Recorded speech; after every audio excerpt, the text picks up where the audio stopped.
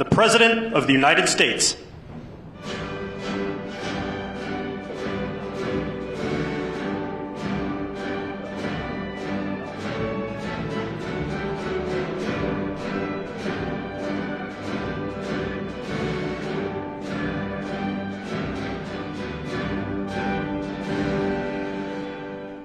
Thank you very much. Thank you. Please.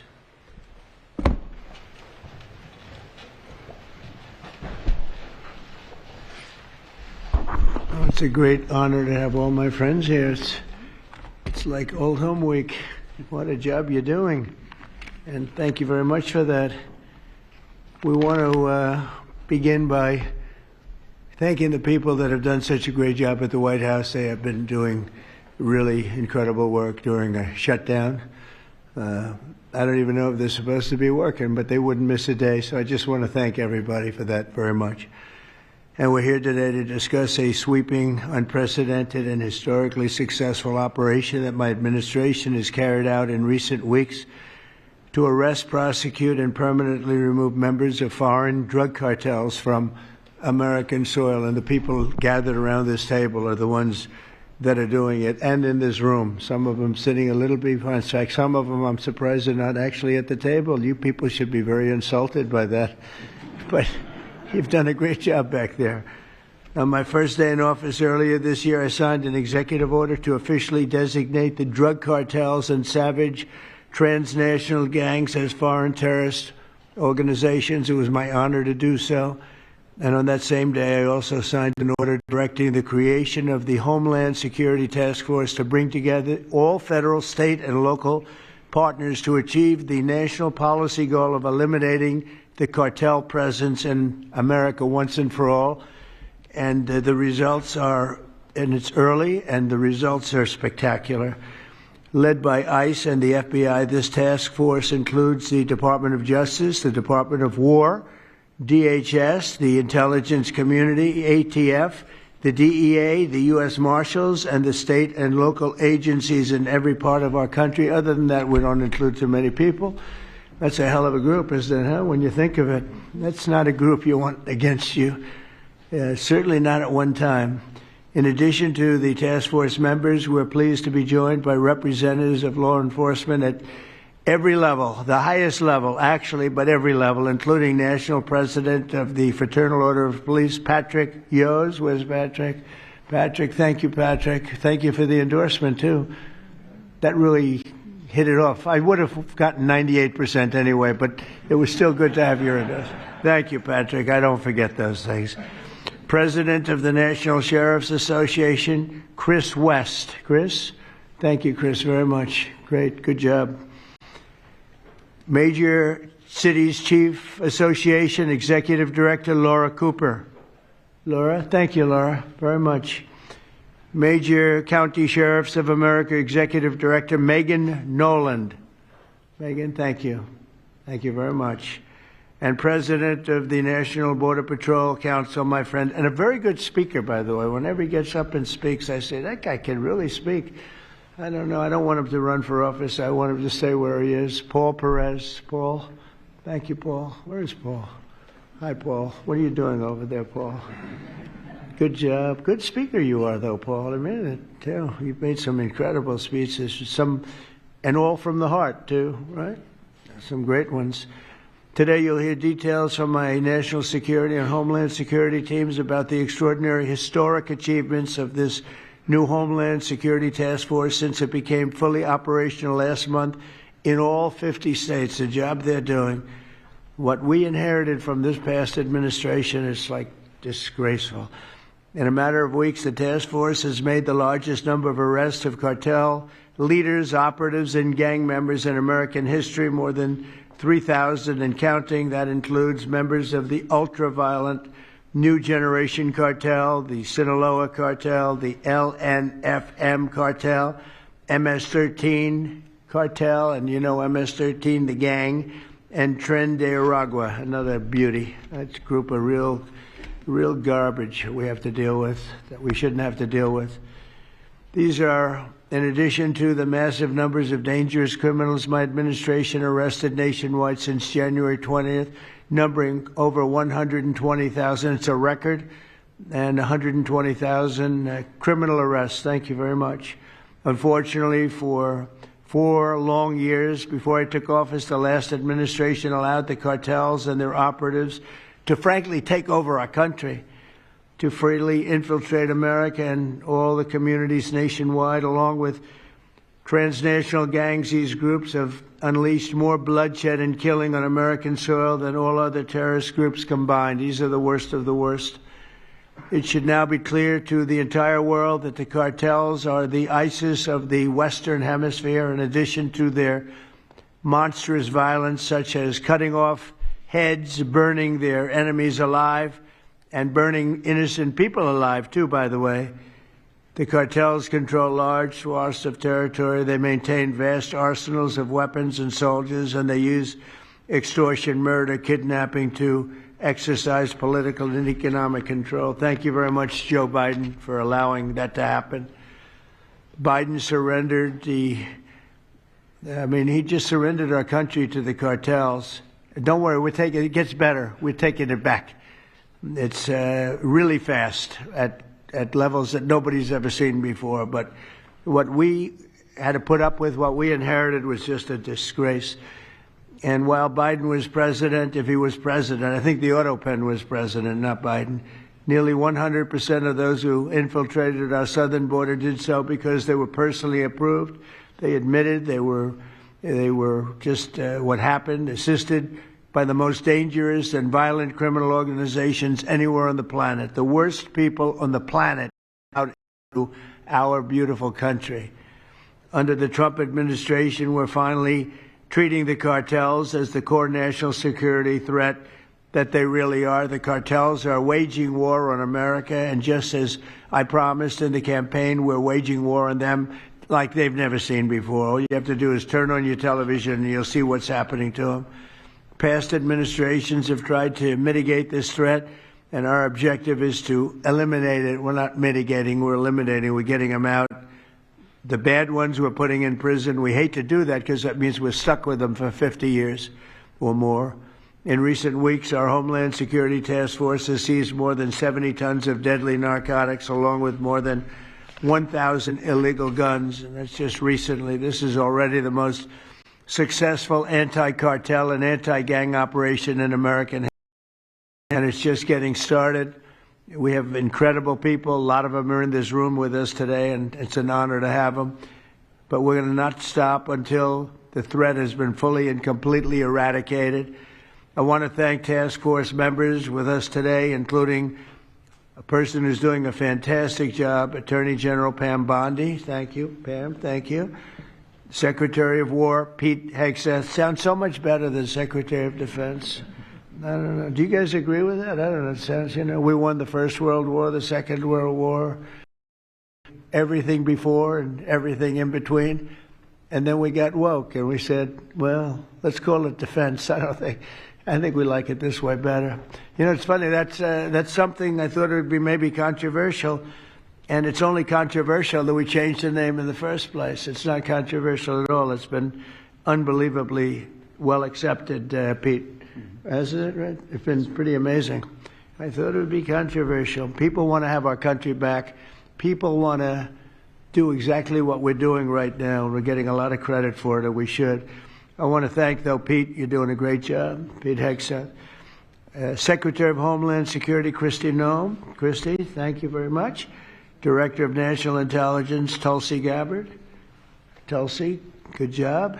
And the heads of all of the law enforcement agencies all throughout the room. You're really amazing, the job you've done.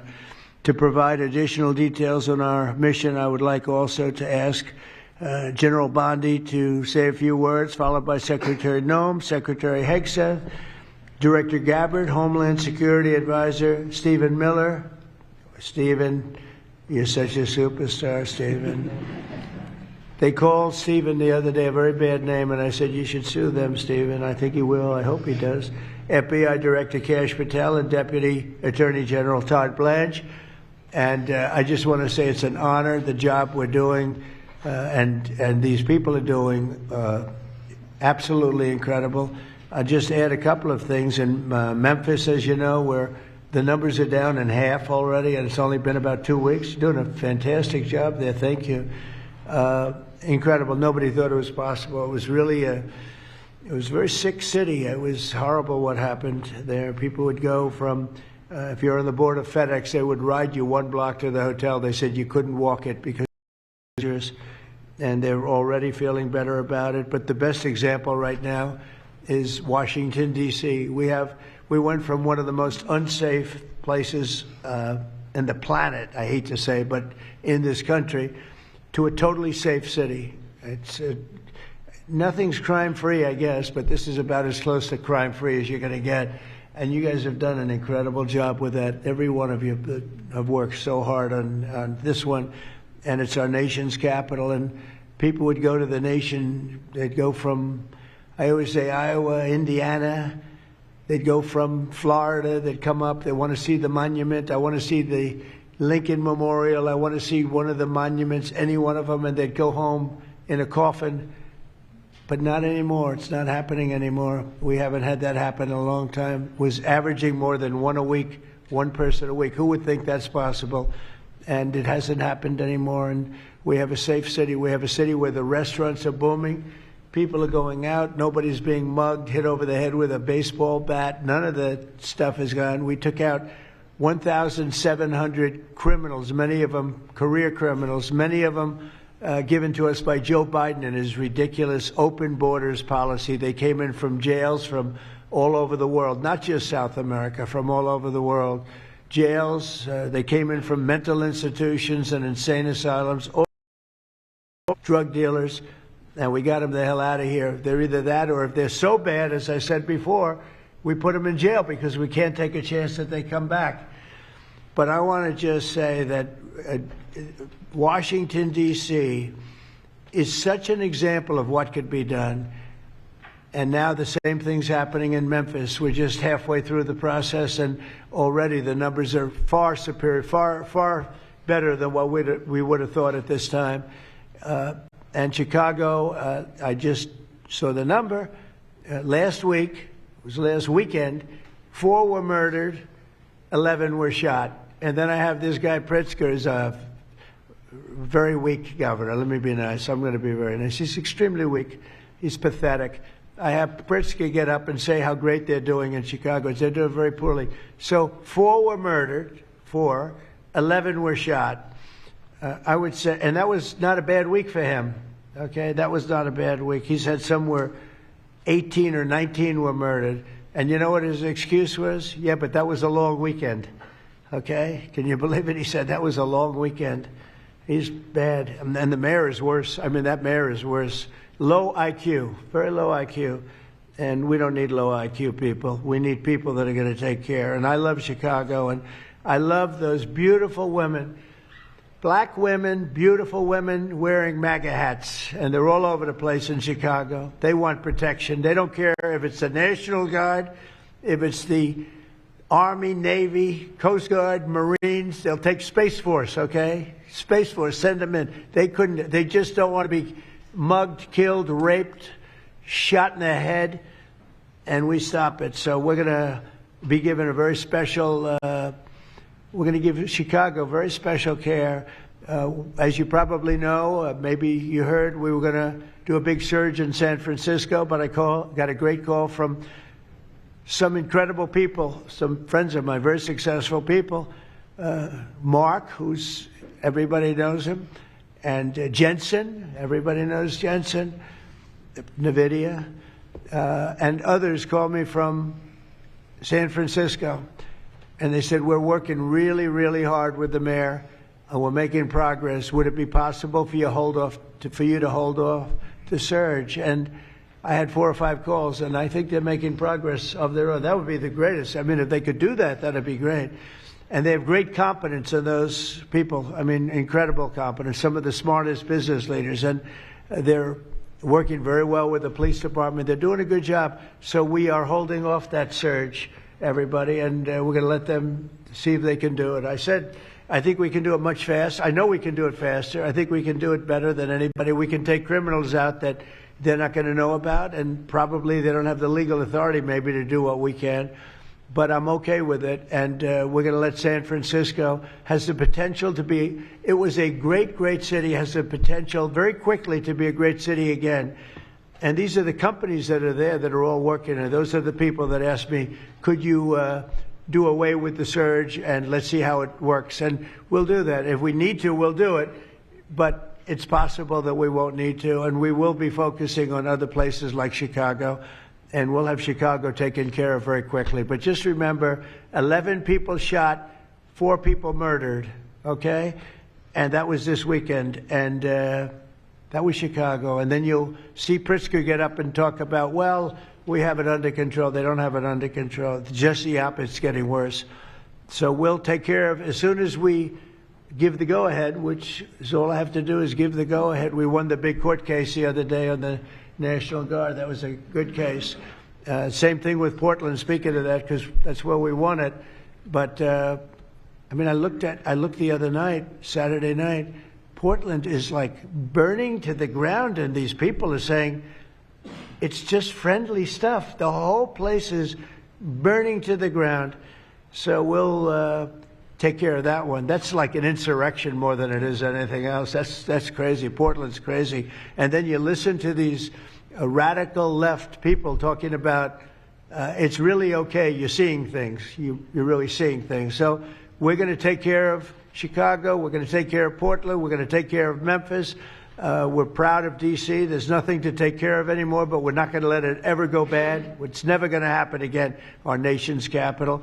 And with that, I'm just going to tell you that Pam Bondi has done a fantastic job. And Pam, would you say a few words, please? Thank you. And thank you for your leadership. And this is all about collaboration. And around this table, I'm looking around this table, we all work so well together. I don't think another administration in our nation's history has worked so well together. We talk constantly, Secretary Noem, Tulsi, Pete, constantly, but also all of our agencies working hand in hand, and that's why this is so successful.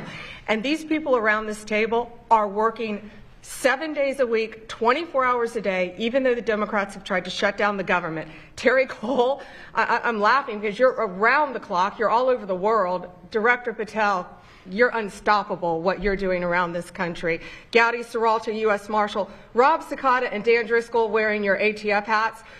Rob, I was on the texting, Todd Blanche and I were on the texting you at 1 a.m. on cases. I mean, that's how committed all of these people are to just keeping all of our citizens safe. And that's what it's all about. And this project is the brainchild of Stephen Miller. And you are doing so much to keep our citizens safe, our kids safe, and get these drugs off our streets. Like the mayor of San Francisco and I are going to be meeting on fentanyl in a few weeks and working hand in hand on that. Secretary Noem spoke to him. But the results of this last month have been historic.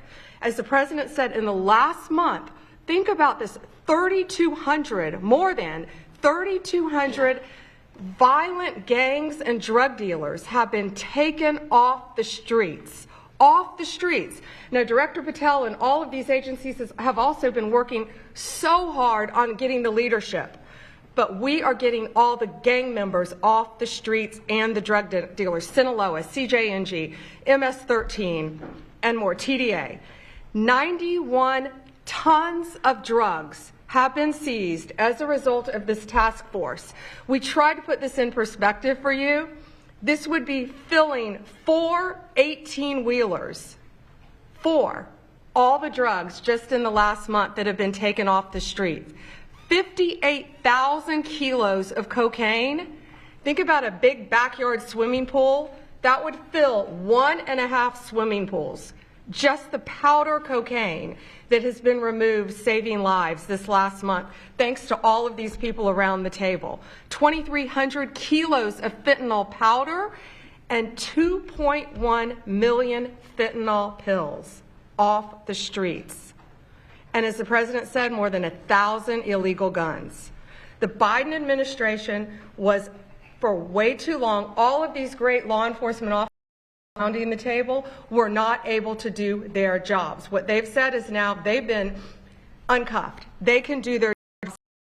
been watching transnational gangs grow in our country, become organized, set up infrastructure in all of our states, but no longer under President Trump.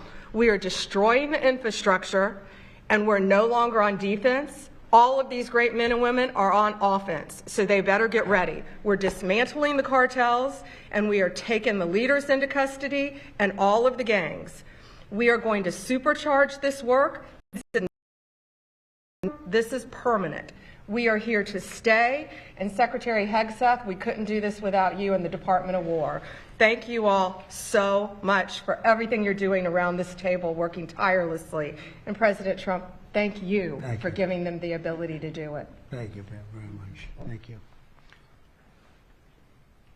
Mr. President, since the year 2000, we have lost over 1 million Americans to drugs, to overdoses, to these cartels that have proliferated that kind of a disease on our people and have gone to war with our next generation of Americans.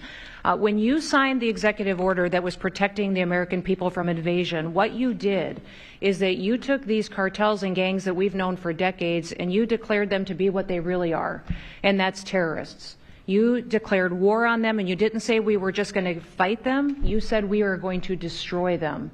And everybody around this table is so honored to be here to work with you to destroy these terrorists that have been killing Americans for years and getting rich off of it. I'm so proud of the work that was done just in the September surge. You referenced that earlier.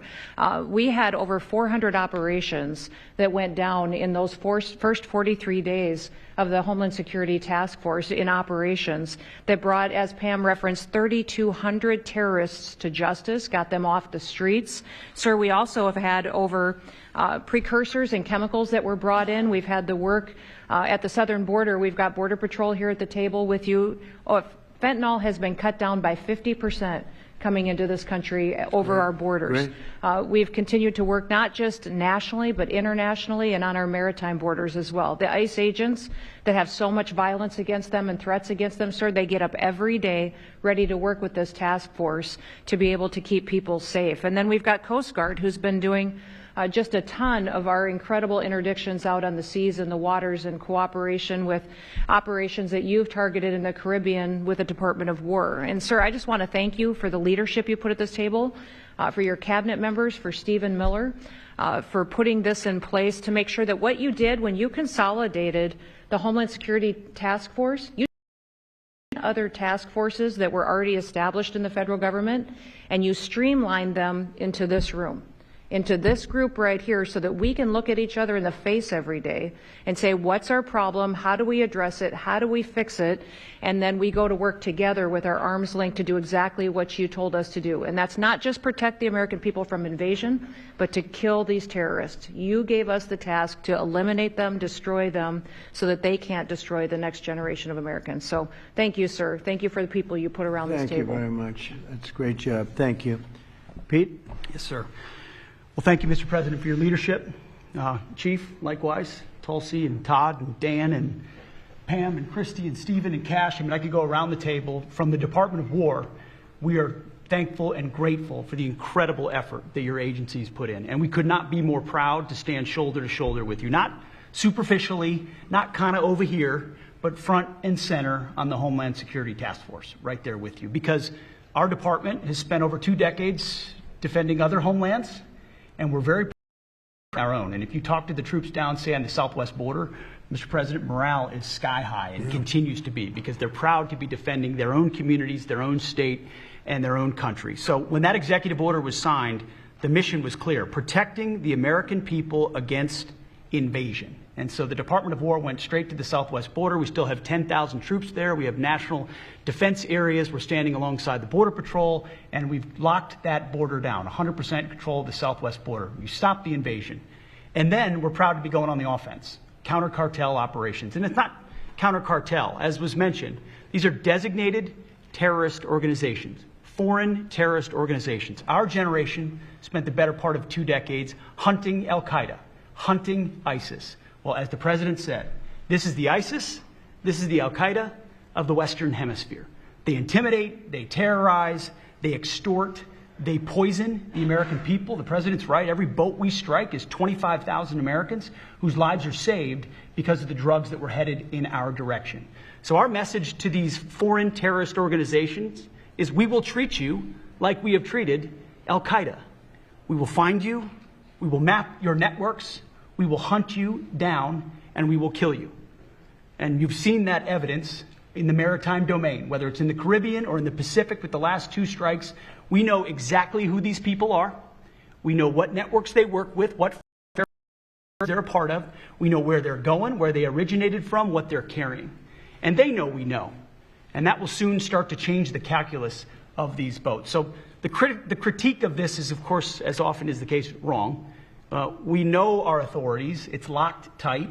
And we're going to treat them like foreign terrorist organizations on the offense. So the Department of War is not going to degrade or just simply arrest.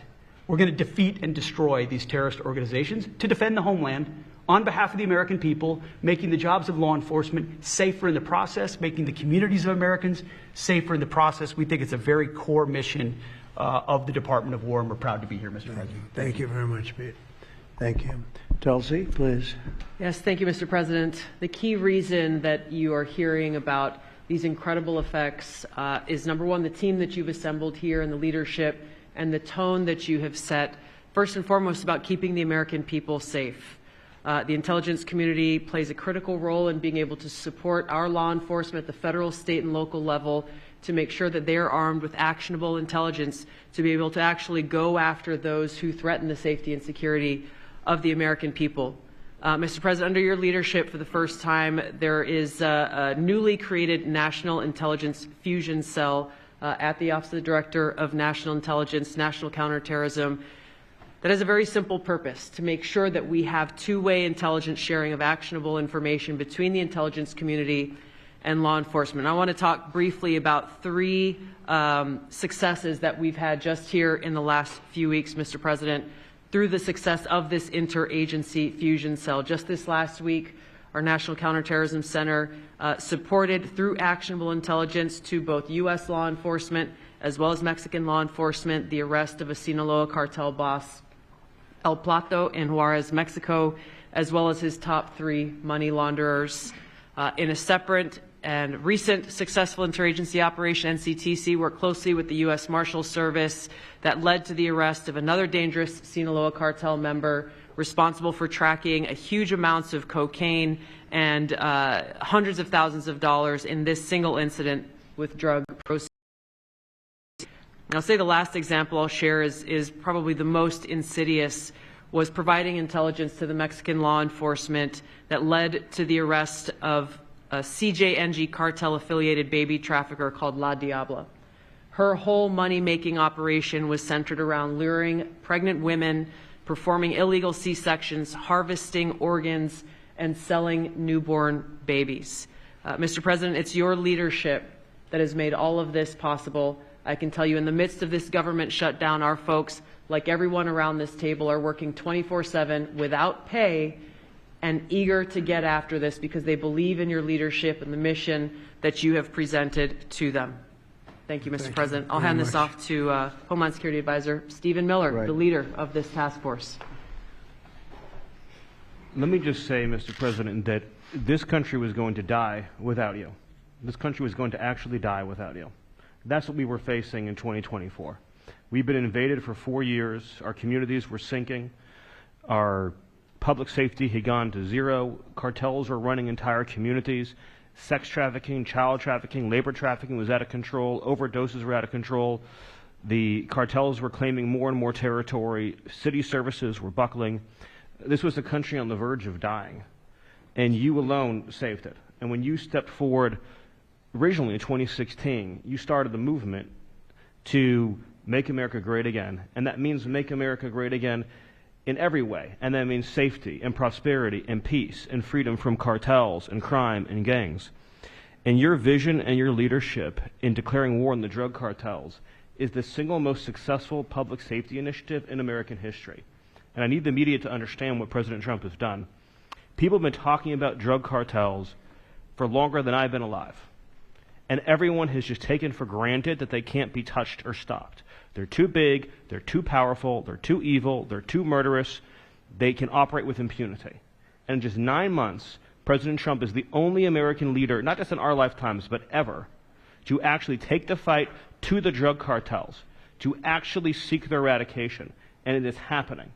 And so while the Democrats are shutting the government down and fighting for free health care for illegal aliens, look at what President Trump has assembled here. He's assembled a team under his vision, direction, and leadership that is saving hundreds of thousands of lives. Hundreds of thousands of lives. And only President Trump could have done this. And I will say one last thing, which is that his courage has been an inspiration to everyone else in this room. There are people in this room, I'm looking at, for example, at Todd Lyons, who have been relentlessly doxxed and harassed and threatened. But when they see President Trump's courage, what he's been through for 10 years to save America, when they came after his family, his businesses, his safety, his freedom, everyone at this table knows we can give whatever it takes to get the mission done. So President Trump, thank you for your leadership, your boldness, your courage, and your vision. We're honored to serve underneath you.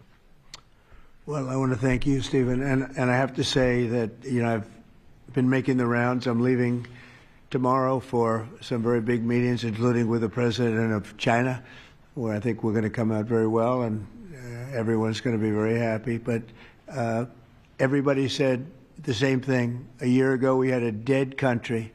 We were a dead country. We really were, in a lot of ways, not just this. We were dead as doornails on this, but we were a country that was in serious trouble and beyond that. And we have the hottest country anywhere in the world right now. The whole world is talking about it. We have the hottest country anywhere in the world. We're going to clear up this crime in our cities. We can do it quickly, too. They showed how quickly we could do it in D.C. It was a real bad place. It was a real mess. Dirty, filthy, disgusting, graffiti all over the place, tents on every ounce of parks that we had. Just disgusting. And I rode around last weekend. I rode around the city. I felt very safe in that car, but, I would have done it without it. I wouldn't need that car so much anymore, I will tell you. But the place was clean. We've started that also, not only law and order, but the cleanliness is important. I think cleanliness is almost a part of law and order. If you see dirty, disgusting, and potholes all over the place, and railings falling down, and graffiti all over the beautiful statuary marble columns, those gorgeous columns where they had graffiti, it's all gone. And I think it's a part of it. I really do. I think it's a big part of it. But we have a city that we can be proud of. We're going to be that way with every city we have. That's why with San Francisco, I wish them luck, but we could do it so much faster. I told the mayor, I love what you're doing. I respect it, and I respect the people that are doing it. They're the biggest people in the country. They're the biggest people in the world. A lot of the high tech. Some people like them, some people don't, but they're smart, and they want to do it. And I said, I am so honored to let you do it. And if it doesn't work out, we'll do it for you very quickly. But I just want to thank the people around this table are amazing. Cash, please go ahead. Mr. President, I'll just keep it short, but I think what the media should realize is the amount of courage it takes to do this. And you led that mission. You led it during your campaign, and you brought it to the American people. I think the media should focus on some of these numbers the Attorney General just riled off. Those aren't numbers. Those are lives. Lives saved by the millions. Enough fentanyl to kill over 200 million Americans, gone, evaporated, off our streets permanently. Your vision to safeguard Americans and our children and our future is the most courageous thing I've ever seen a president of the United States ever do. And your ability to marshal it out in 8 months, these statistics would have taken other administrations decades. And the partnership that you see around the table, I just want to, sum it up with the following. When I call these folks around the table, when I call our state and local law enforcement partners who have been absolutely critical to this mission, when Stephen Miller called me and said we're going to create the Homeland Security Task Force and the FBI and DHS are going to co-lead it, I said absolutely. The country's been yearning for this and needing it. And the one thing I see different than any other administration is when I call these people, they pick up. I don't get a voicemail. When I make an ask, they answer, and the same is true. And so the FBI is playing a pivotal role in your administration in helping lead out this mission, and Stephen's vision has finally come to life. And instead of attacking the people at this table, maybe the media should go out there and talk to the lives that have been saved forever. and the communities that have been safeguarded, because it takes courage to do that. It takes courage to implement that plan, and it takes a president and President Trump to put a leadership team like this together. We are actual friends, and I know the media doesn't want to, but we do that. We do hang out. We do work together. It's a 24/7, 365 mission that doesn't turn off, Mr. President. And as Stephen said, we're inspired by your leadership, and this country's thankful for these 8 months, and I can't wait to see what the next 4 years looks like. Thank you very much. Thanks, Kesha. Great job. Todd, please. Thank you, Mr. President. The number that I think matters, over 3,266 terrorists have been taken off the streets in 2 months. And for each of those arrests, there's anywhere from between 4 to 20 law enforcement agents, federal, state, and local, executing those arrests. And that means every one of them are putting their lives on the line to make these arrests, to make our communities safer. And so what I will say to them is thank you, but also what I will say to them is that to the extent that there are politicians, as recently as today, suggesting they are doing something wrong. We have governors, district attorneys, mayors, and even congresswomen suggesting that our federal law enforcement and the state and local law enforcement that are helping them are doing something wrong. That is disgusting and something that we will not tolerate. That every day Attorney General Bondi and I talk with all of our partners, making sure that they know that if any one of our federal agents, our state or local agents working under the HSTF banner are even touched by any of these terrorists or rioters, they will be prosecuted to the fullest extent of the law. When politicians aid these terrorists by trying to give them comfort or protection or suggesting that somehow our men and women are doing the wrong thing, same problem. We will not tolerate it, Mr. President. So thank you to all of our state and local men and women that are helping us, and our federal law enforcement officers that are literally putting their lives on the line every single day. We will always protect you. Thank you, Mr. President. Thank you very much, Todd. A really good job you're doing, too. Thank you. Any questions, maybe pertaining? Mr. President. How about pertaining to this for a little while? And whoa. Would you have any questions of these incredible people? Mr. President. Mr. President. Yeah, go ahead, please. Go ahead. Thank you. Mr. President, thank you. Good to see you. If I could just ask both of you, including Secretary Hegseth, there's reporting the U.S. just sent B-1 bombers near Venezuela to ramp up some military pressure there. Is that accurate, and can you tell us more about that mission? No, it's not accurate. No, it's false. But we're not happy with Venezuela for a lot of reasons, drugs being one of them, but also they've been sending their prisoners into our country for years under the Biden administration, not anymore on the border. We had actually nobody for the last 4 months, I guess 5 months. They say they report nothing. They report zero. I don't know if that can be possible, but we'll accept it, right, fellas? But we have closed borders. We have people coming into our country, but they only come in legally. We have the strongest borders we've ever had. We might have the strongest borders of almost any nation right now. And that's a big difference from what it was 2 years ago when everybody was pouring in. But we're very unhappy with Venezuela because of what they've done. They've emptied their prisons into our country. Nobody can do that. Only a stupid person would have accepted it. And that's stupid people. So we're not happy with Venezuela, I will tell you. Yeah. Mr. President. Thank you, President Trump. You okay? Yes. On fentanyl. We're going to lose sorry it. about that. On fentanyl, we have President some Trump. good medical help right over there. That's all right. On fentanyl, according to the CDC data, nearly 330,000 Americans died over the past 5 years from fentanyl. That's 1 in every 1,000 Americans who died. It's more than that, but that's all right. Yes, it's I more. know you think it's even more. I'll be discussing that with President Yes, Xi. so that's actually my question. I figured it was. I was wondering, since it mostly comes from China and has caused such carnage in the U.S., what are you going to say to convey the seriousness? And also a second question for you or Secretary Hegseth. Is there any evidence that China is now smuggling fentanyl through Venezuela to bypass U.S. and Mexican port controls? They are doing that, yes. But they are paying. That's billions and billions of dollars that they're paying. We're actually, on November 1st, the tariff on China goes to 157%.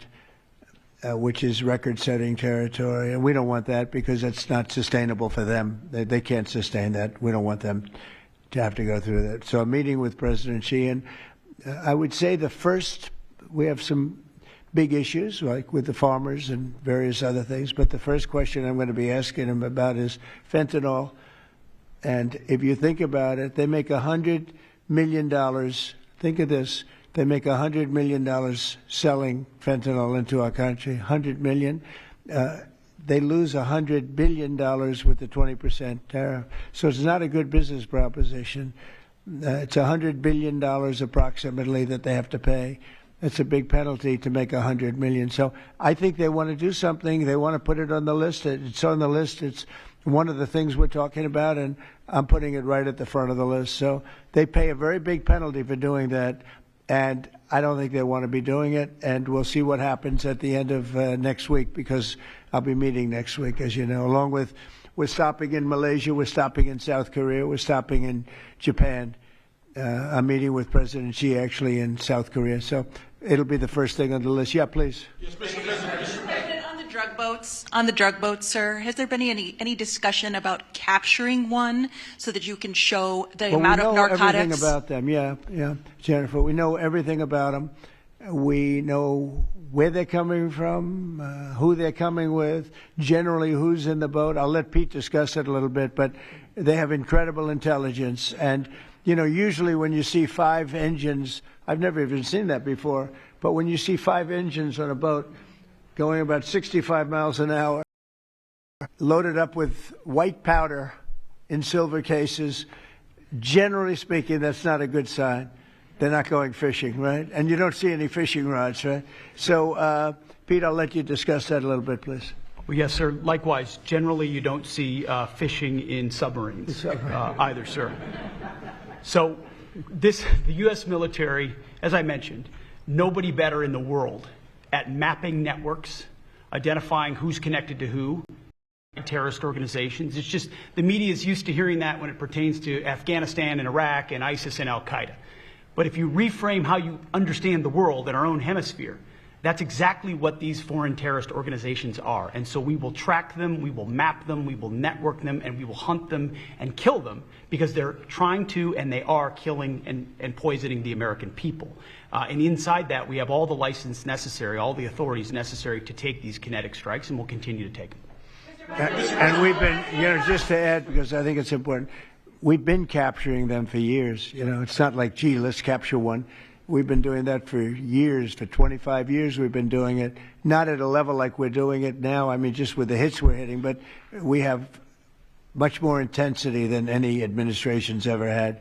But we've been capturing these boats for years, and they get back into the system, and they do it again and again and again, and they don't fear that. They have no fear.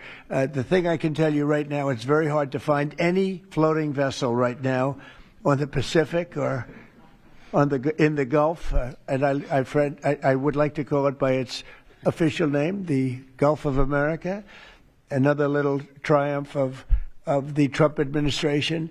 I said for years, why do we call it the Gulf of Mexico? It's 93%. The shoreline is 93%. All right, so I never understood that. So I made that change. I never realized how easy that was going to be, other than, I guess, AP fought us in court, and the judge said, but that's the name. And actually, they were sort of semi-prohibited from even covering us after that. It was pretty amazing. But we have the Gulf of America, and there are very few boats, very, very few boats, not even fishing boats, to be honest. I don't want to do that to the fishing industry, but it's been so effective. And our sea drugs, as they call them, they use the term sea drugs, the drugs coming in by sea, are like 5% of what they were a year ago, less than 5%. So now they're coming in by land, and even the land is concerned because I told them that's going to be next. The land is going to be next. And we may go to the Senate, we may go to the, Congress and tell them about it, but I can't imagine they'd have any problem with it. I think, in fact, while we're here, I think it's a good idea, Pete. You go to Congress, you tell them about it. What are they going to do? Say, gee, we don't want to stop drugs pouring in. They're killing 300,000 people a year. I think that's the real number, 300,000 people a year. So between that and my discussion with President Xi, I think we have never made progress like we've made. The sea drugs are almost, and they can't come in that fast from the land. And the land drugs are much more dangerous for them. It's going to be much more dangerous. You'll be seeing that soon. So that's the way it is. Yeah. Go ahead, please. Yeah, go ahead, please. With the glasses. Go ahead. Thank you, Mr. President. Good. I wanted to ask, what's your reaction to Representative Dan Goldman calling on NYPD to arrest ICE agents who he says are acting illegally? He says they are illegally assaulting people and illegally detaining people at immigration courts in New York. Well, you know, I know Dan, and Dan's a loser. You understand. He's a guy that doesn't have what it takes. He's been trying so hard, and they're exhausted. I mean, it's so ridiculous like that. So, you know, they're just trying so hard, and it's not working. They've even now started imitating me, of all people. They want to imitate me. And they start using foul language, but they use too much of it. You know, you can't use the F word 7 times in one sentence. It doesn't work. It might work once every 7 news conferences, but you can't do it. You can't do it 7 times in one sentence. So I don't know. They're really they're in big trouble. That party. Go ahead. Mr. President. Some alleged smugglers have survived some of these recent strikes and been sent back to their home country. If they're terrorists, why not just arrest and detain them? Go ahead. 2 points on that. First, when I served in Iraq in 2005 and 2006, we used to, in sort of a gallows humor way, talk about the Iraqi catch and release program, the reality that we would catch a lot of people, hand them over, and then they would be recycled back through and we'd have to recapture them or attack them again. And that's why changing the dynamic and actually taking kinetic strikes on these boats ought change the psychology of these foreign terrorist organizations. To those 2 that survived the shot on the semi-submersible, think again, compared to Iraq and Afghanistan, the vast majority of people that we captured on the battlefield, we handed over to the home country. Did we always like how it shaped out? Sometimes we did, sometimes we did not. But 99% would go to the Afghan authorities or the Iraqi authorities. So in this case, those 2, they were treated by American medics and handed immediately over to their countries where they came from, hopefully to face prosecution, which is a very standard way of handling something like this. And you'll do that with future survivors, anyone else who survived? We've got protocol of how we'll handle it. Not that guy. He's so hopeless. Go ahead. Go ahead. Yesterday, there was a vote at the Knesset on annexing the West Bank. Do you see it as a challenge to your peace efforts?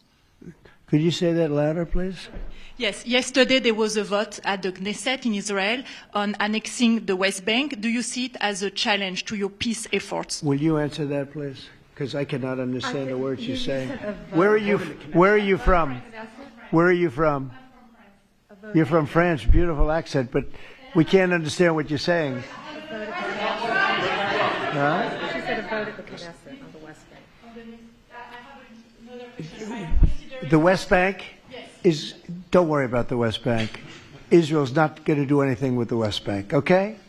Don't worry about it. Is that your question? They're not going to do anything with the West Bank. Don't worry about it. Israel's doing very well. They're not going to do anything with it. Yeah, please, go ahead. Thank you, President Trump.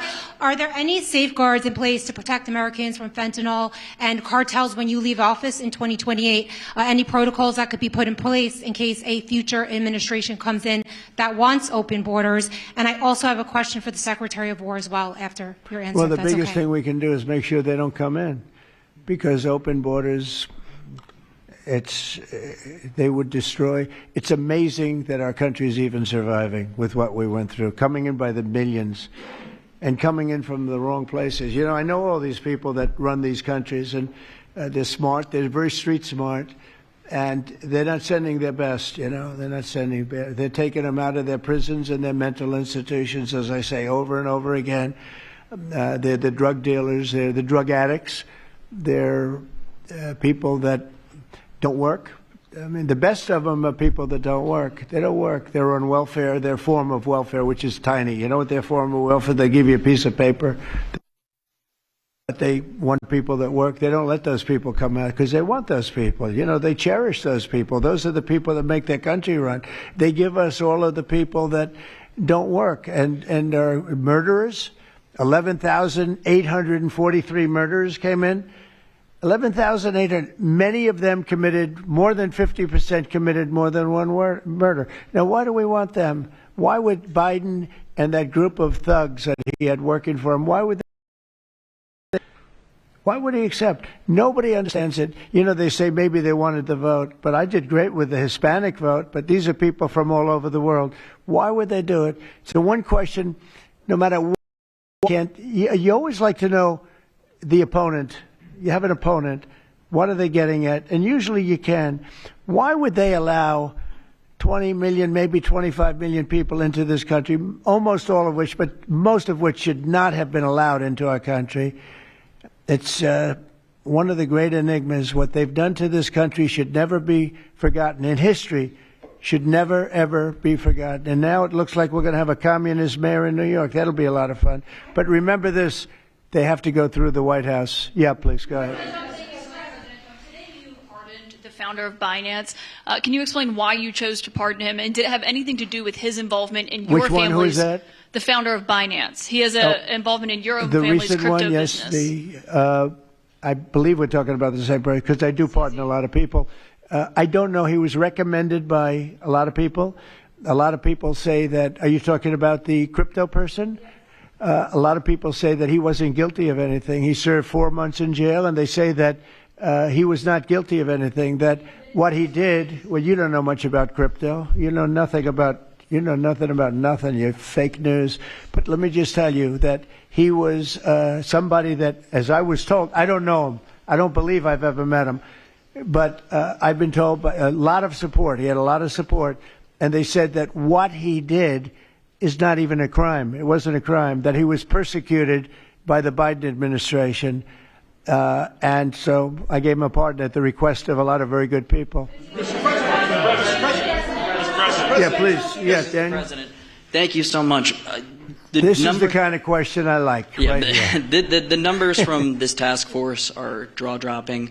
I wanted to know, this is a question for you and both Stephen, since it was said this is your brainchild. What are the lessons to be learned from the success of the task force, and what are your continued goals with this task force now that you have about 3 years left? Well, the best thing we have going is we have such talent around this table. I could go over every one of these men and women, and we have unbelievable talent. They've got the naturals, you know, like somebody that hits a baseball or a golf ball or a, you know, that you see more, it's more evident. It's beautiful because it's sports. You can tell somebody right away, are they good or are they not? These people are the most talented people at what they do.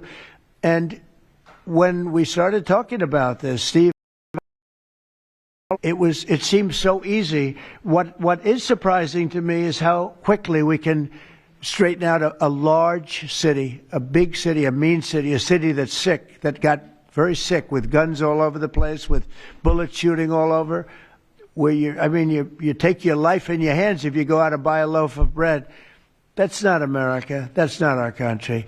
And those people don't care how you do it. They just want it done. They really do. You know, when you go to the, they don't know, is it National Guard?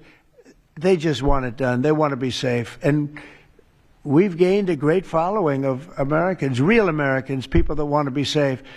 But I think the biggest thing we say is we have tremendous talent. We were able to recognize, like a football team, like a baseball team, we were able to recognize the talent. And the talent is largely in this room for the whole country. It's largely in this room. There's really nothing like it. And that's why I think we had D.C. done, not perfectly, but pretty much done, at least normalized in 12 days. Would you say 12 days? On the 12th day, it felt different. And you know, we took a lot of bad people out, never to come back again. Then most of them never to come back again. But there's great talent, and there's also great courage. And then you have the radical left lunatics, and what's that all about? I mean, they're fighting us because we want to stop crime. Where did these people come from? They're paid money. I guess they're paid a lot of money. But like I saw that ridiculous march the other day, I say, these people are not representative of our country. And not all of them, of course, but many of them are total lowlifes. These are lowlifes. These are people that are paid agitators. and they're not representative of our country. So I don't know. I can just tell you that our country has tremendous spirit right now. You know that better than anybody because you cover it well. But we have a lot of people that are very happy right now with the direction. They did a poll the other day. The direction of our country is better than it's been in 37 years. And I'm upset because I think it should be better than that. I actually said we should be better than that. So, thank you very much for your question. Brian? Brian? Mr. President, yes. Thank you, Mr. President. You guys have done an amazing job in Memphis. Some of those numbers are staggering, and we've gotten message on social media wanting to thank you for that. But I think, can you talk about the number of missing children you guys have discovered in Memphis? That's amazing. Well, it's hundreds of thousands were lost through Biden and the Biden administration, and we are getting a lot of them back, but they're either dead, they're slaves, they're captured in some form. But think of it, hundreds of thousands we're talking about, not even believable. And they came in through the border, they were sold, they were bargained for, and this was all Biden, meaning Biden and Obama, the same mentality, frankly. I think it's the same mentality. Let me tell you, Barack Hussein Obama was a lousy president. A lot of bad things happened. Remember when they used to talk about Trump with the jail cells? Well, he built the jail cells for the children. He built those jail cells. Remember that came out? But, sir, they were built in 2014. You remember when that came out? After me going through that stuff for about 2 weeks, and then they found out it was Barack Obama that built those jail cells. No, these people they were bad leaders. I hope we don't have it again. I hope we don't have it again because, our country's come back a long way, but it can only withstand so much, and we don't want to ever go through that again. We never want to have open borders again. We don't want to have men playing in women's sports. We don't want to have transgender for everybody. We don't want that. We want to have a great country with low income, nice housing, great education, a strong military, the basics. Yes, please. In last night's New York City mayoral debate, Zohran Mamdani said he would close Rikers Island if elected. What kind of impact would that have on public safety? Well, it's not good. I guess it's not a very nice place, but you need it. You need something. You have a lot of additional people in New York City that should not have been here. They came here through the open border, through Biden's. I don't know how they even do it. New York City's always been tight for money. And then they spend, $8 billion, and nobody complains about it, on people that just showed up and they just came out of nowhere. Where did they get the money? All of a sudden they have money. I tell you what, we have to keep our prisons very fair and very safe, but you get a lot of criminals. We have a lot of additional criminals. I used to talk about it. They used to say, well, only good people come in from foreign countries. I said, that's not right. I didn't know that for a fact, but it had just started, right? The open borders and people flowing in by the millions. They make our criminals look like the nicest people on earth. That's the only good thing. They make our criminals look like nice people. They are the meanest, the most vicious. Tren de Aragua, you don't get any sicker. They cut people's fingers off because they called the cop. Did you call the cop? Yes. They cut off his finger so he can't call the cop anymore. And then they say, next time we're going to cut off your hand if you cut, because they took over his apartment in Colorado. Colorado, they took over a town, then they took over another town, and you have a weak governor over there. He doesn't know what the hell he's doing, so he lets it go on. But we're getting them out of here. We're getting them all out. They're going back to lots of, not just Venezuela, they're going back to lots of countries. Venezuela would be one, please. Thank you, Mr. President. Yeah.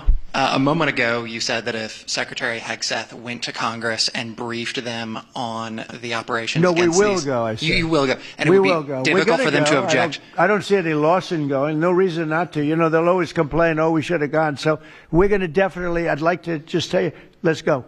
We'll go. And Mr. We're going to President, tell them what we're going to do, and I think they're going to probably like it, except for the radical left lunatics. And Mr. President, if you are declaring war against these cartels and Congress is likely to approve of that process, why not just ask for a declaration of war? Well, I don't think we're going to necessarily ask for a declaration of war. I think we're just going to kill people that are bringing drugs into our country. Okay, we're going to kill them. You know, they're going to be like dead. Okay. Yeah. Yes, red hair. Thank you. Beautiful red hair. Thank you. I'll tell my hairdresser that. She'll love it. This is a question for both you and the Secretary of War, Mr. Hegseth. Who are you with? I'm with the Stern Square. We're a newswire service. With everything that's going on between the narco terrorists in the Caribbean, and then also with more Chinese, Iranian, Russian ships also taking part in Venezuela. Are you have any plans of expanding operations out of Roosevelt Roads, and in fact, placing some home porting some ships there? Yeah, go ahead, Pete. We're familiar with the location that you're referring to, and we'll make sure that we're properly displaced in order to deal with the contingency we're dealing with there, and also any ways in which other countries would attempt to be involved also. So we can walk and chew gum. We're definitely keeping our eyes on near-peer adversaries at the same time, but we think sending a message on these cartels, these narco-terrorists, is an important inside our hemisphere, which for far too long, other presidents, as the president pointed out, they've ignored our own backyard and allowed other countries to increase their influence here, which only threatens the American people. We're changing that. One big thing that has happened, though, because you expansion and expand our efforts. So when I was running for office, second term, everybody was talking about the fact that nobody wanted to join the military, nobody wanted to join the great police force. They didn't want to join New York's finest or any of our police forces. They didn't want to join anything having to do almost like with the country with the uniform. We are setting records with the Army, Navy, Air Force, Marine, Space Force, Coast Guard. We're setting records. We've never had anything like it. And I'll tell you when it started, November 5th. We didn't even have to wait till January 20th. They saw spirit. And now we have people coming in that it's unbelievable. And if we wanted to increase our military force, if we wanted to increase any one of these, including police forces, they can now get men. People didn't want to be policemen and women. They didn't want to be firemen and women. They didn't want to go into the military. We were having tremendous recruiting problems, and now we're setting records. We literally, last year at this time, you were doing stories that the recruitment was a disaster. We couldn't get men and women to go into the military. Now we have such an overabundance. We've never had, it's, as I understand it, it's like record-setting recruitment. This is in less than a year. It's been amazing. So this is a good time to expand if we want to do it. And I think we should. We probably will. Yeah, please. Yeah. Blue. A couple questions for you. First for you and Secretary Hegseth. Is the administration supportive of sending National Guardsmen to cities for the express purpose of aiding deportation and immigration enforcement efforts? To expand deportation efforts? Sending National Guardsmen to U.S. cities for the express purpose of aiding deportation and immigration enforcement efforts. What we've done is stand alongside federal law enforcement in every way, facilities and personnel, but also we have a great deal of lift inside the military. We're able to move assets in a way that no other aspect of the U.S. government can. And so where we can rapidly assist with mass deportations, we have been happy to do that. And then one more question, if I may. Is the administration at all supportive of potential measures to crack down or regulate or even ban apps that track ICE agents' locations? What do you mean by that? Like specific apps that are used to track the location of ICE agents? I guess we'll do that. I'm not a big app guy. I'm not into that too much. I think Pam might be it. Let's go. Yes. Good answer there. Yes. These organizations, President Trump, are coming in and their apps to track our federal law enforcement officers, and it jeopardizes their lives, where they're going to be, their location. And we've actually been working really well with the tech companies who have been cooperating because they don't want our law enforcement officers to get injured. So, yes. Well, I mean, I see it with ICE, where they're having, where they define where they live, who they are. And, I didn't have a big view on the mask, but I now understand why they should wear masks. I think it's very dangerous for them not to wear masks. They can do whatever they want. I notice some do it and some don't, but it's pretty dangerous. But when you look at, you talk about that question, I think it's very dangerous, and I think you're coming. Is there Yeah, please. No, sir. Mr. President. Go ahead. Thank you, sir. When you were running for re-election in 2024, you released a video statement where you made this exact promise to show no mercy on the cartels and employ every military asset necessary to combat them. In that same video, you also said that you plan to expose all the bribes and corruptions with politicians and the cartels. We're doing that. Has your We're task trying to force do been that. looking into that in American politicians? Yeah, where the money's coming from. Because you see it. Like even that garbage deal they had this weekend, which was embarrassing to them, and the crowds were the crowds were not big. Those crowds were not big at all. But when you look at signs, and they're all made beautifully, the yellow signs, I saw the yellows, the blues, but they're all made professionally in a printing shop, looks like on Madison Avenue someplace. Some guy is paying for all that stuff.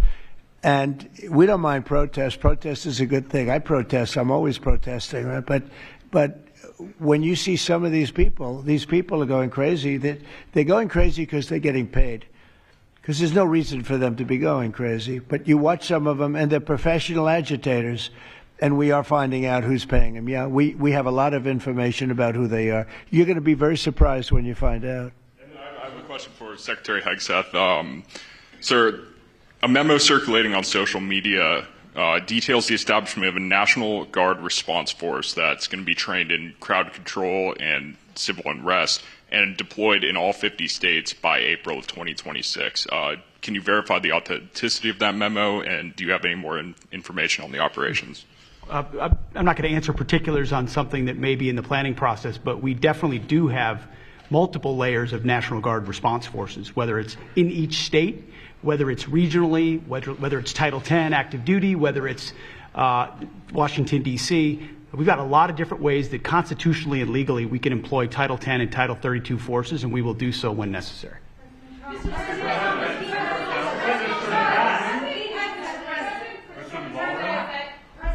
you.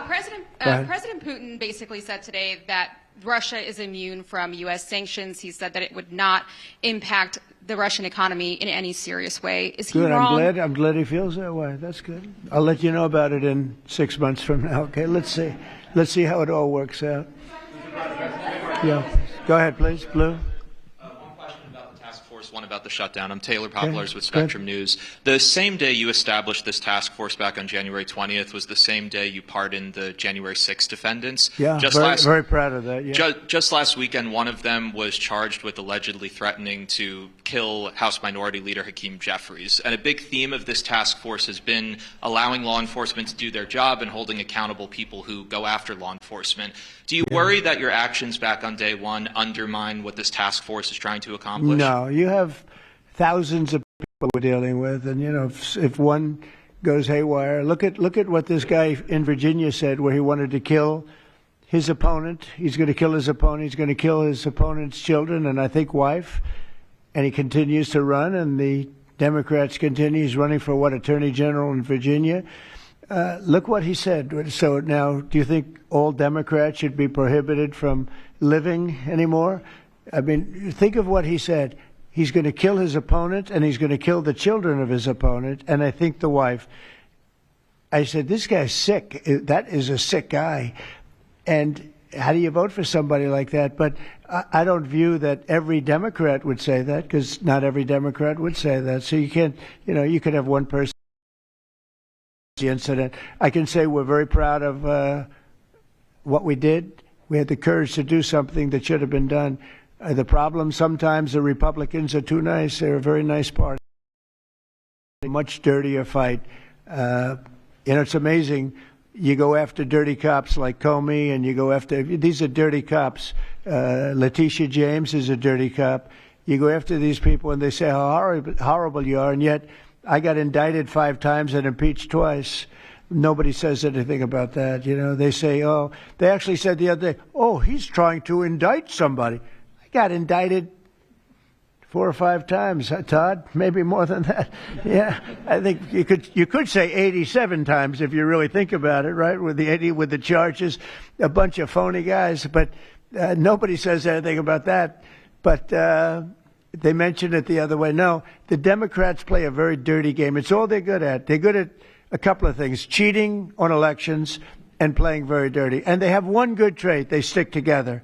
They stick together. They stick together through the worst policies that anybody's ever seen. It's unbelievable how they stick together. And I respect them for sticking together, but it's a dead party because their policies are no good. Okay. Brian, we'll do a few more and we'll go home. Wonderful. Everybody's going to go home. I'm going back to the Oval Office, however. Speaking of Democrats, there's a report that there's a grand jury on Adam Schiff for apparent mortgage fraud. If he is indicted, should he step down as a U.S. Senator? Well, I'm not going to comment on that. I will just say Adam Schiff is one of the lowest forms of scum I've ever dealt with in politics. He's a horrible human being, very dishonest person. I have no idea what's going on. You tell me that he's going to be indicted. I don't know. You could ask Pam. I don't know if she could say it. Probably you are allowed to say it, but I wouldn't know about that. I can only tell you he's a very bad. I think he's actually a sick person. Do you want to talk about that? We're not going to comment on any grand jury that's open. We can't legally. I don't know. By the way, I hope it's true, but I don't know anything about it. Yeah, please. Oh, millions of dollars, yeah. Well, I also give a lot of money to the White House. The White House is, as you know, I give my salary, and I usually like to steer it to the White House because this house was a little bit abandoned. First of all, for 4 years, you had a guy walking around that didn't know where the hell he was. And this house was not taken care of the way it was supposed to be. I take very good care of property. I was very good at that. And you'll notice the floors downstairs, I paid for them. Marble, the most beautiful marble you've ever seen. The white floors down in the palm room, they look like they came out of, I don't want to lose because they're big supporters of mine, Home Depot, so I'm not going to say bad, but they did come out of a box from Home Depot about 30 years ago. They were all broken, but now they have the most beautiful floors, the most beautiful lights and chandeliers. I think most of you, Brian, you've seen that, right? Yes. How beautiful is that? And I take care of it. So I spend millions of dollars on this building, taking care of it. It was not properly maintained. And now it's starting to gleam like it should. It should really gleam. And you should go down and visit the Presidential Walk of Fame. Have you seen it? It's quite good. I'm sure that a lot of people coming to the White House, it's hot. It's very hot. But it's really a tribute to the presidents, past presidents of our country. Yeah, please. Mr. President. Yeah, behind you, please. Yeah, go ahead. Thank you. So on Monday, a question for you as well as Secretary Noem. On Monday, Mayor Karen Bass of LA and Representative Robert Garcia, they held a press conference and they called for an investigation into DHS, accusing them of unlawfully arresting U.S. citizens and racially profiling and only arresting people because, in Robert Garcia's words, they look like me. He's a Hispanic individual. Do you have a response to that? Are you asking me that question? You as well as Secretary Noem. They are arresting bad criminals, and they're really good at it, too.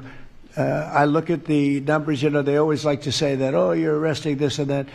Then when you check it, you find out, geez, almost every single time. And, obviously every once in a while they may get one wrong, but they always correct it. They're able to correct it. But they are arresting really bad people. They're arresting people that kill, people that would cut your throat and not even care about it. These are brave people, and it's very dangerous. And if they go even a little bit too far, they get into trouble, which is a shame. I protect them, but they get into trouble. But they're arresting very serious criminals, and they're getting them out of here. Okay, one or two more. Doug, do you have a question? I'd love to have Doug have a question, our great photographer, because he's such a great guy, and he might be the most talented person over there. I don't know. Go ahead. Let's hear your question. This guy's a real beauty. On the cartel strategy, hearing you talk about it as a war, hearing Secretary Hegseth talk about defeating and destroying and the comparisons to ISIS and Al-Qaeda, those efforts took American troops being engaged in foreign countries. Do you think that's ultimately where this is headed with the cartels, having American troops in countries like Venezuela? No, the cartels are very bad. They have a lot of bad people coming in. They were interviewed recently, and they were asking people what their problem was, and one guy said, yes, I'm up for murder. Didn't know what he was saying, obviously. You know, I'm sure his lawyer was not thrilled with his statement, but no, they're rough people coming into those cartels. You look at what happens, the trip up is horrible, especially for women. They're being killed, they're being raped at levels that nobody thought even possible. In my opening speech, I mentioned that, but in a very light way. I mentioned the word rape. Then I found out that you take a look at what happens in those cartels. It's horrible what's going on. And we're doing the world a big service by just telling them, you know, you don't have too many cartels now because they know when they get up here, they're going to be stopped. Under Biden, they were just flowing into the country. It didn't matter what you were, where you came from, what you looked like, what your record. They didn't check records. Millions of people came into this country that should not be in our country right now. We've gotten a lot of them out. It's the single biggest problem that we were given. Inflation, I've already taken care of.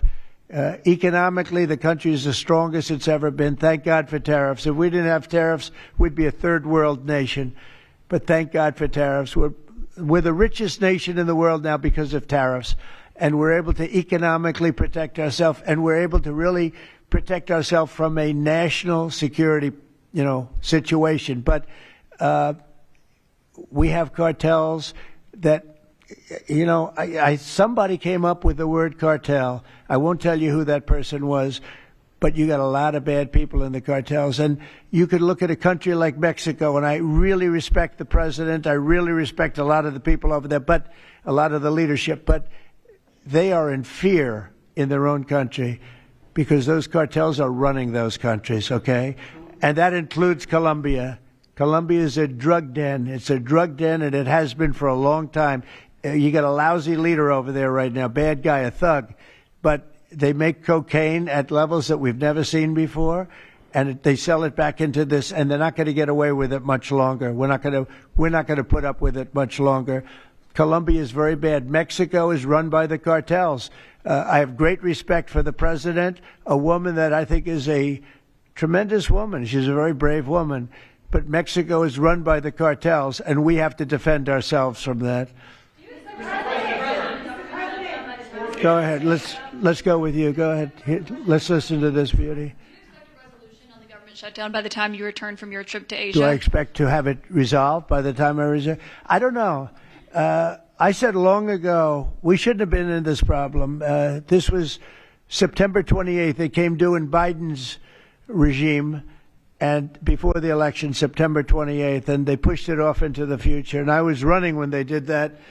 And when you're running, you say, what the hell are they doing? That and debt ceiling. They also pushed the debt ceiling past the election date, so that would mean the next president has it.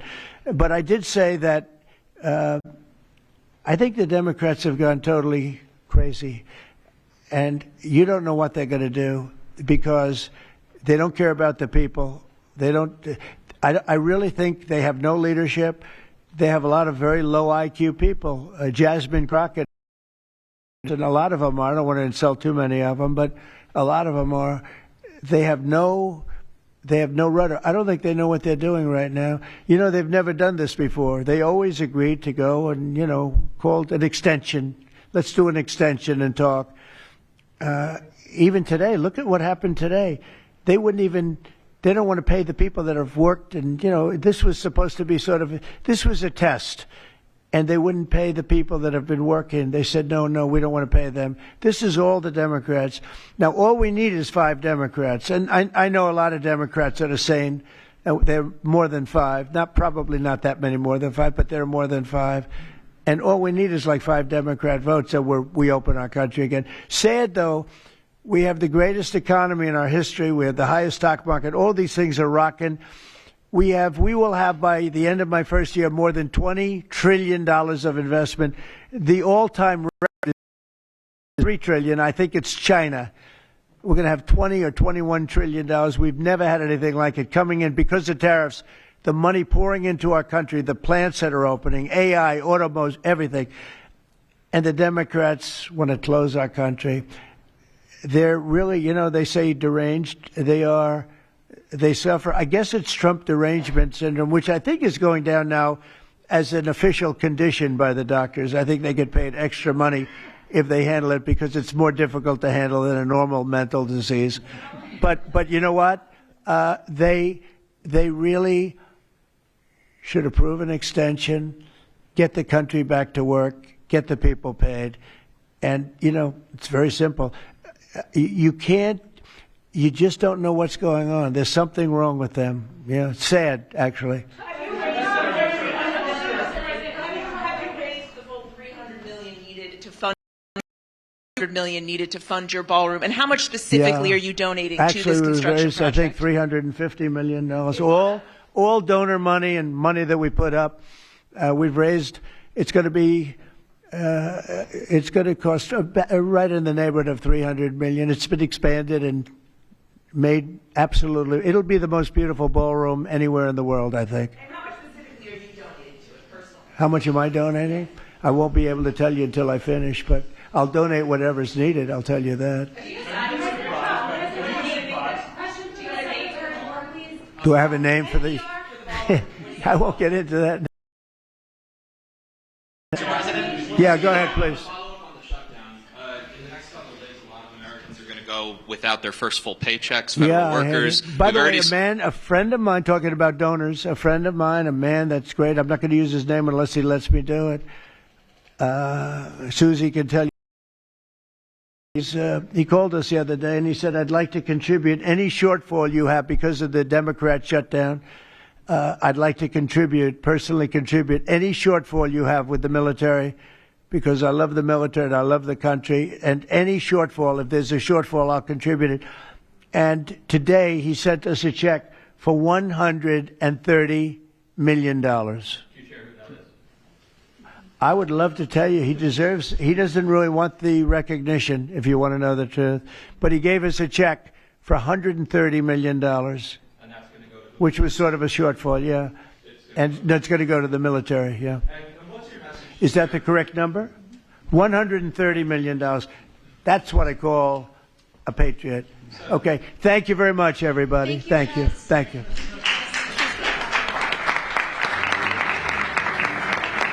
Another day.